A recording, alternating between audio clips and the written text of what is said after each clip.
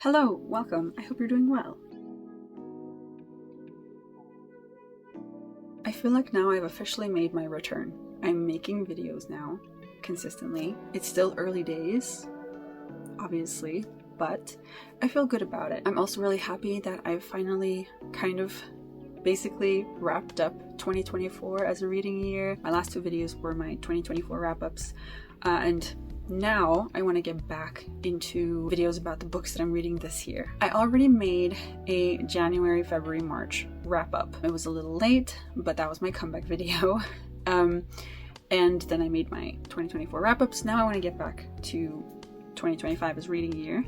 And this video, I've seen it floating around a little bit. This is basically 10 questions about where I stand with the books that I've been reading and what I want to read a quarter of the way through the year. So again, this video is a little late, but I do kind of really want to make it just as a kind of guide back into the books that I'm reading this year after my last two videos. I think I'm probably going to repeat myself a little bit from that wrap-up video I made. There will be a little bit of repeat, but it's because I'm talking about the same books. But hopefully this video will be a lot shorter.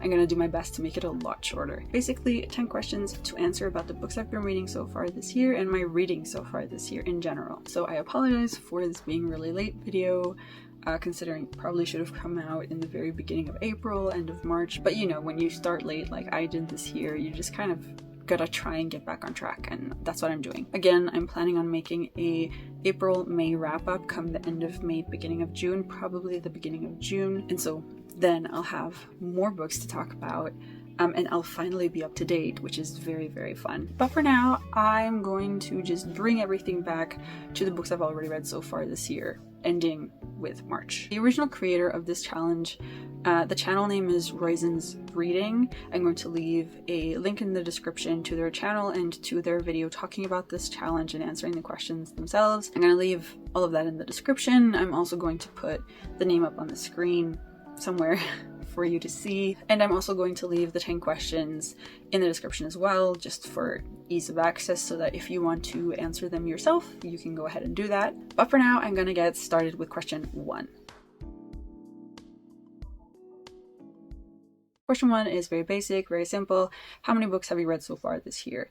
So since I'm only counting January, February, and March, I believe it was 14 books that I read, which I mentioned in my wrap-up video.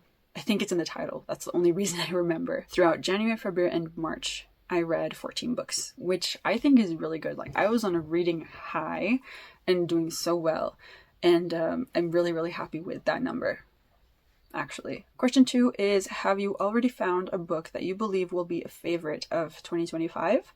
And if not, what is the best book you've read so far? When I made my 2024 favorites video, I said that none of the books were in any particular order. There was no book that was a definite favorite over all the others. They all more or less stood on the same line. In January, February, and March, I didn't find a book that I think is going to be an overarching favorite. No very, very clear absolute favorite. I did read a lot of good books, so I think I'm just gonna have to highlight my favorites so far. I can pick out 3 that I think are my favorites of the 14 that I read in those 3 months, and I'll take them in the order that I read them. So the first one is Yumi and the Nightmare Painter. Again, I don't think it's going to be the favorite of 2025, but it might be a favorite of 2025. This is I believe it's my this was my 3rd Brandon Sanderson book. I've read, Skyward. I think that's the first one in that series.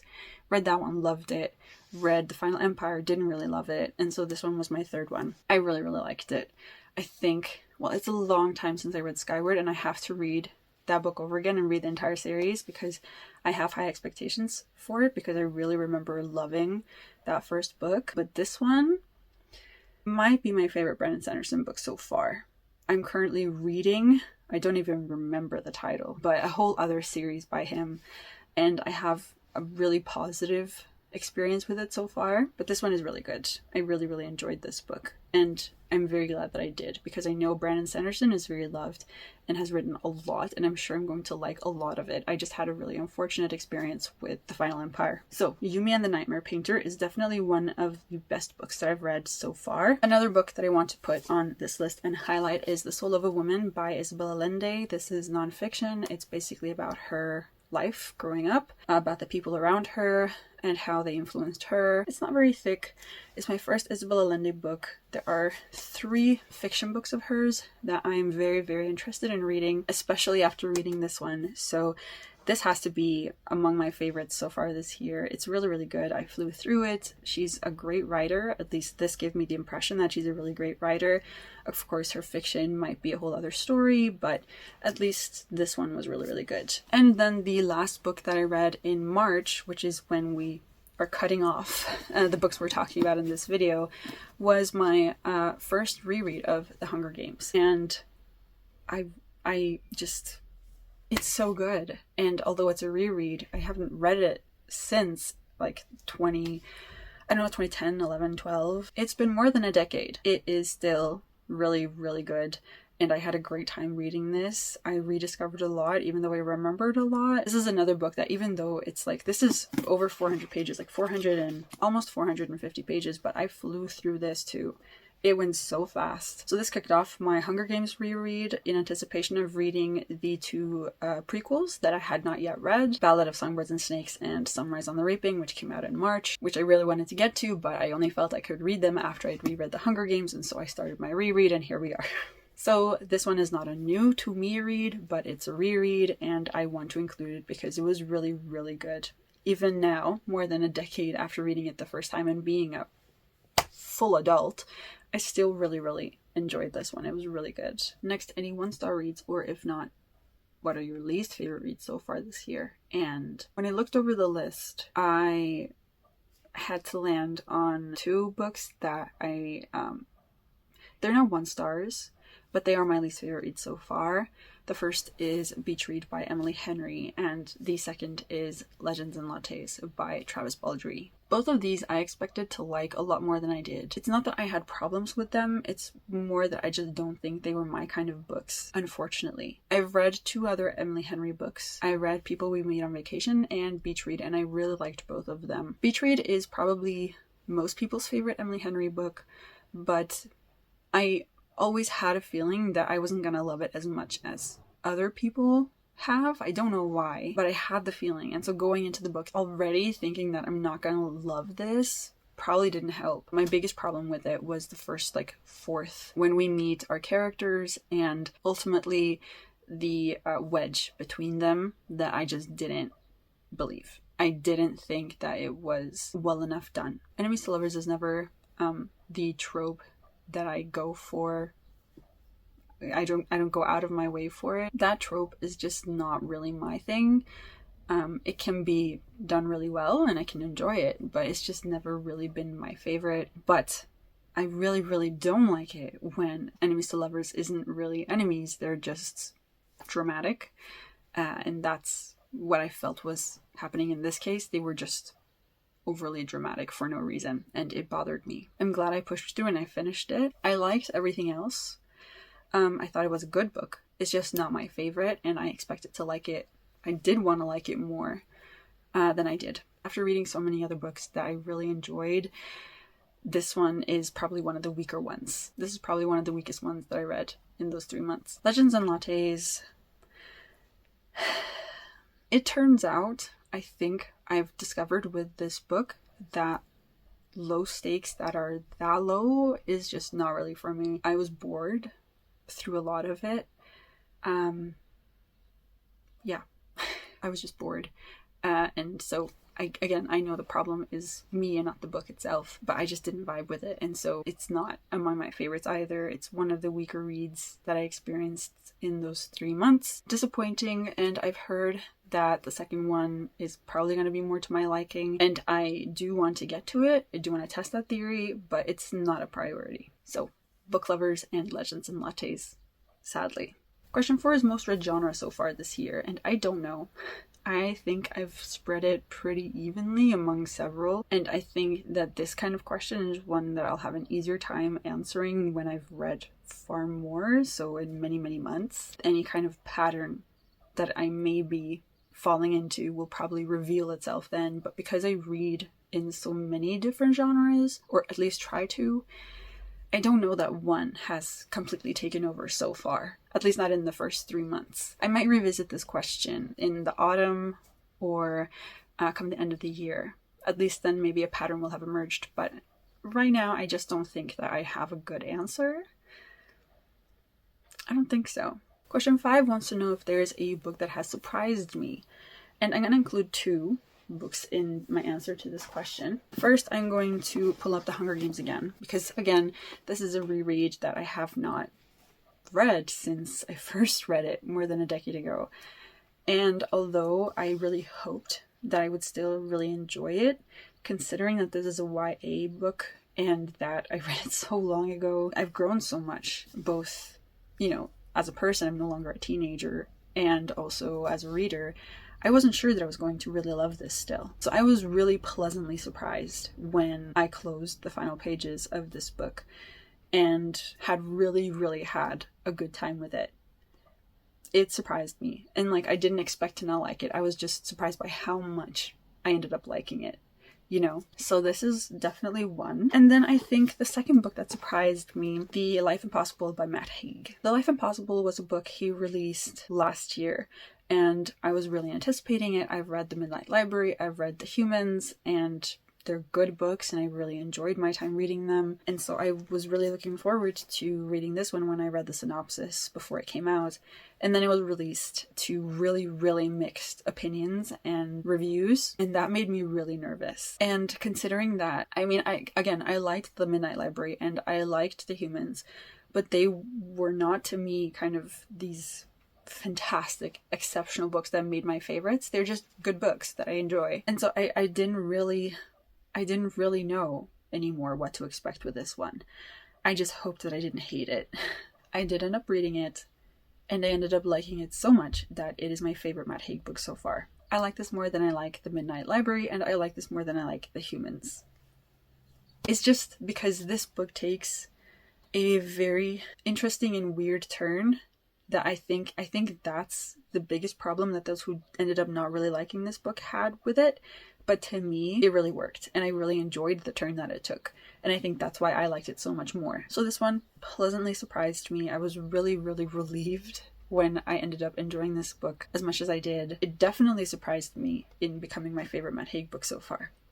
That I did not expect at all. The Midnight Library or The Humans, I feel like they're pretty even. I don't know if I could pick one to, favor more than the other. But The Life Impossible, it takes that number 1 spot. And like I said in my wrap-up, I don't think that I have an unpopular opinion when I say I like this book. I just don't think I have a popular one. I think it's very divided, and, people can kind of see how one would or wouldn't like it, and it's kind of like up to the kind of reader you are, whether you fall into one camp or the other.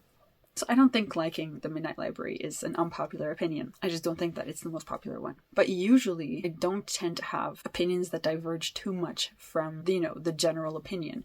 If most people tend to like a book, I also tend to like that book. And if most people tend to not like a book, likelihood is I'm probably also going to be in that camp. I just usually tend to have somewhat similar opinions to the general mass of readers. But this book already had very split opinions, and so I had no idea which camp I would end up landing in, and it could go either way. And that's, I think, why I was so pleasantly surprised when I read this, was because I could just as easily have been one of the people that didn't really like it. I'm just really glad I did. The 6th question asks, what is a 2025 release that has already come out that you haven't read yet but really want to? I think I'm going to include 2. The first one I'm a little scared to be reading now is Great Big Beautiful Life by Emily Henry. I do really want to read this book because I have read 3 of her books so far, really enjoyed 2 of them. I have Happy Place and Funny Story on my physical TBR, and I'll be reading them this summer, hopefully. I tend to have a generally positive opinion on Emily Henry books, but Great Big Beautiful Life has gotten really mixed reviews. First of all, people say that people that have gone into it reading it as a romance have been severely disappointed. And also another criticism has been that there's no real chemistry between the characters. So I already know now, going into this book, once I do, that I shouldn't be going into it thinking of it as a romance, which I hope will help me. I can't lie, I'm a little nervous about reading this book now because of all the mixed reviews and opinions, but I do want to read it.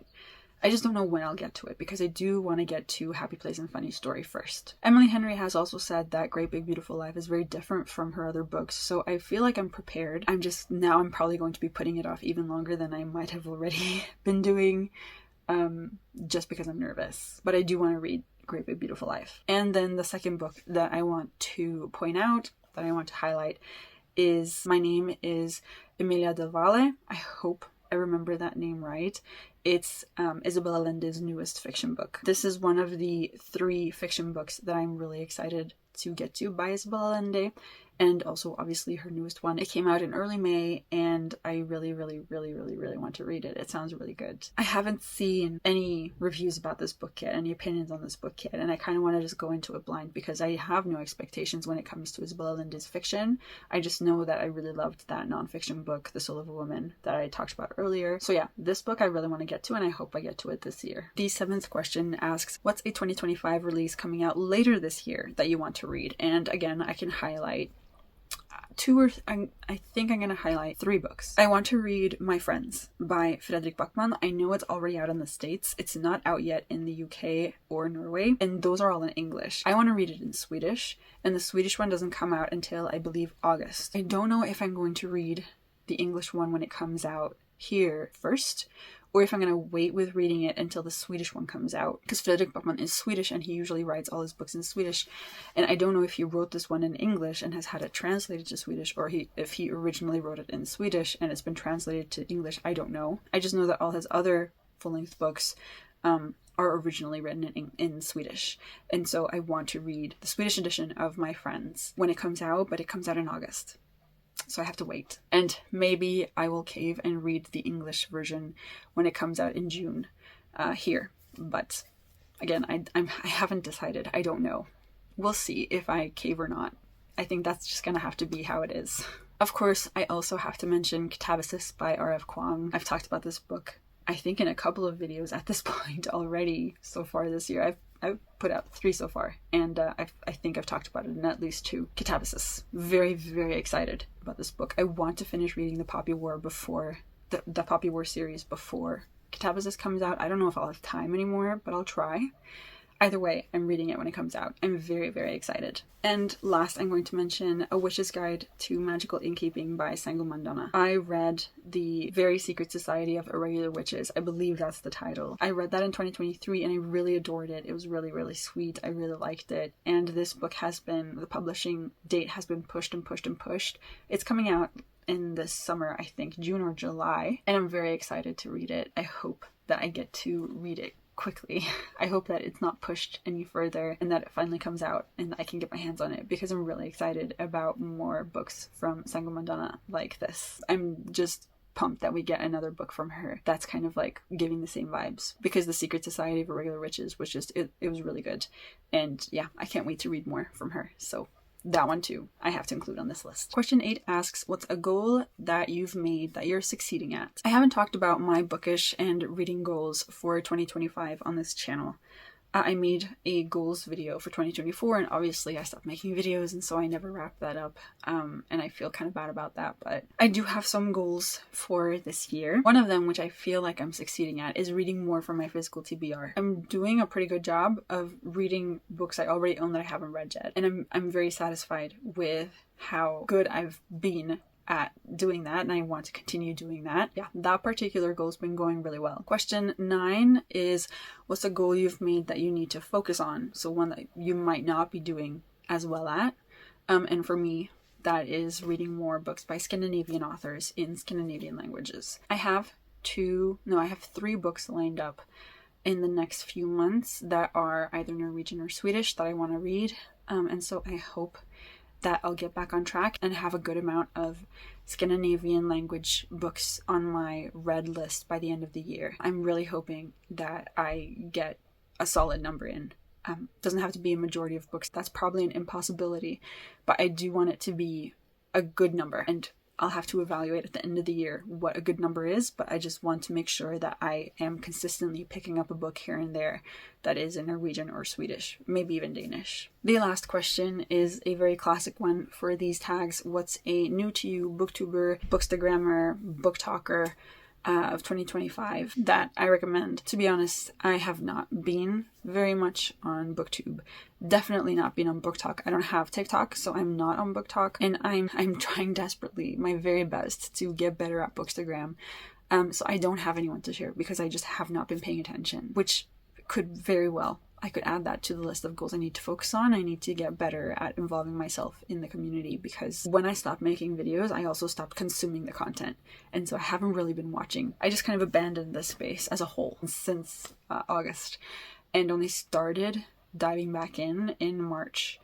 And that was not consistent either. But I started consuming the content again, which is the reason I saw these videos floating around. So yeah, I don't have anyone that I can recommend, and if I find some in the meantime before I publish this, I'll leave them in the description. If I find a few that I want to recommend at any point in the future, I'll come back and put them in the description. I haven't been good at all at bookish social media, and I need to try harder, I think. So I will keep an eye out, and if I find some bookish creators that I want to share, I'll put their links in the description so you can come back to this video, or if you are seeing this in the far future, maybe there will finally be something in the description. I'll try to remember, and I'll try my best to find some that I can share with you guys. Alright, that's it. Hopefully this video is not very long. I realized that my wrap-up video was ridiculously long. That is the longest video I've ever made. I don't know that it had to be that long, but I clearly had a lot to say, you know? And so, although this video kind of incorporated a lot from that one, I think I managed to keep it more concise. I hope so anyway. But yeah, that was this video. Thank you to Raisins Reading for creating this little challenge. I enjoy these kind of update videos a lot, and so I'm glad that one exists for a quarter of the way through the year as well as halfway through the year. I'm already excited about making my halfway through the year videos, because I didn't last year and I really wanted to, but I just completely lost the spark. Another goal of mine is to keep up with BookTube now continuously and not just disappear. But that's it for me this time around. Thank you for watching, and also thank you guys so much for welcoming me back so warmly. I realized that I've been gone for a very long time, and I did not know how I would do when I came back, how many people would be returning, if any at all. And you've welcomed me back so very warmly and so very kindly, and I really appreciate that. I'm really thankful for that. So yeah, thank you guys so much for being so kind about me just disappearing and then just suddenly returning. I'm going to do my best. If you would like to answer any of these questions in the comments, then again, I'll post the questions in the description so you can have a go. Share your thoughts and opinions on anything I've talked about in this video, on any of the questions mentioned. If you have other questions that you would like answered, or if there are other things you would like to share about your reading so far this year, then go ahead and do so. We can chat in the comments. That's where I'll see you. And with that, I would like to welcome you back to Josie's Reading in 2025. We're finally catching up, guys. We're finally catching up. I hope you've had a really great day. I hope that the book you're reading is a really good one, and I hope to see you in my next video. Bye!